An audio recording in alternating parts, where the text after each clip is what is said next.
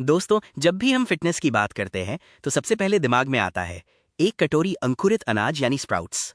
लेकिन क्या आपने कभी सोचा है कि जिन्हें आप अपनी अच्छी सेहत के लिए खा रहे हैं वो कच्चे खाने चाहिए या उबले हुए? आज हम इस पहली स्लाइड से यही समझेंगे कि आपकी सेहत के लिए कौन सा तरीका सबसे बेस्ट है। अब इस स्लाइड में देखिए, जैसे ही कोई अनाज अंकुरित होता है तो उसके अंदर का पोषण कई गुना बढ़ जाता है। इसमें विटामिन सी, बी कॉम्प्लेक्स और एंटीऑक्सीडेंट्स 200 से लेकर 500% तक बढ़ जाते हैं।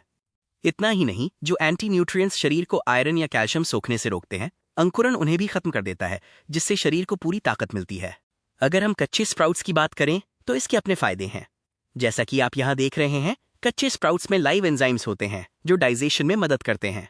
क्योंकि इसे पकाया नहीं जाता, इसलिए इसका विटामिन सी 100% बचा रहता है। साथ ही इसका फाइबर और प्रोटीन वजन घटाने में भी बहुत मदद करता है। लेकिन रुकिए, अब इस स्लाइड को बहुत ध्यान से समझिए। स्प्राउट्स को उगाने के लिए जो नमी और गर्माहट दी जाती है, वही जगह ई कोलाई और साल्मोनेला जैसे खतरनाक बैक्टीरिया का घर बन जाती है। जब हम इन्हें बिना पकाए सीधा कच्चा खा लेते हैं तो यही बैक्टीरिया पेट में जाकर फूड पॉइजनिंग, मरोड़, गैस और दस्त जैसी गंभीर समस्या पैदा कर देते हैं। तो फिर सवाल उठता है कि पोषण भी मिले और बीमारी भी ना हो, इसके लिए क्या करें? जवाब है स्टीमिंग, यानी हल्की भाप देना। जब आप स्प्राउट्स को हल्की सी भाप देते हैं तो सारे बैक्टीरिया तुरंत मर जाते हैं। इसके अलावा इसका भारी स्टार्च भी टूट जाता है, जिससे पेट में गैस या भारीपन बिल्कुल नहीं बनता। यहाँ वैज्ञानिकों की एक बहुत महत्वपूर्ण रिसर्च दिखाई गई है। आपको स्प्राउट्स को घंटों नहीं पकाना है, बस घड़ी देखकर 2 से 3 मिनट ही भाप देनी है। इतने में 99% बैक्टीरिया खत्म हो जाते हैं और सबसे अच्छी बात यह है कि 85% से ज्यादा जरूरी विटामिन पूरी तरह सुरक्षित रहते हैं। इस चार्ट से बात एकदम साफ हो जाती है।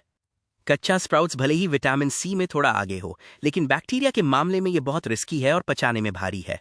वहीं दूसरी तरफ स्टीम स्प्राउट्स 100% सेफ है, पचने में बहुत आसान है और शरीर को बिना पेट खराब किए ताकत देता है। इस पेज पर दी गई चेतावनी हर परिवार के लिए बहुत जरूरी है। गर्भवती महिलाएं, छोटे बच्चे, बुजुर्ग और वो लोग जिनकी इम्यूनिटी कमजोर है, उन्हें कच्चा स्प्राउट्स भूल कर भी नहीं देना चाहिए।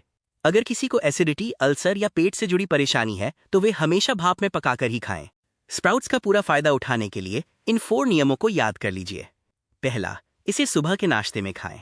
दूसरा, रात में पाचन धीमा होता है, इसलिए रात को बिल्कुल न खाएं।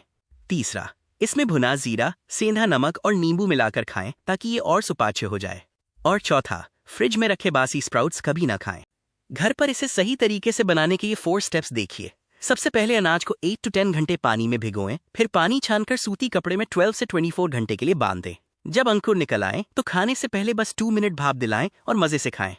तो दोस्तों, पूरी बात का निचोड़ ये है कि सेहत बनाने के चक्कर में जल्दबाजी न करें। सही चीज खाने के साथ साथ उसे सही तरीके से खाना बेहद जरूरी है। हमेशा हल्का स्टीम करें और सुरक्षित रहें। इस पूरी प्रेजेंटेशन में हमने जो वैज्ञानिक तथ्य और रिसर्च आपके सामने रखे हैं, उनके प्रमाण और मुख्य स्रोत आप इस स्लाइड में देख सकते हैं। हमारा मकसद आपको केवल सही और प्रामाणिक जानकारी देना है।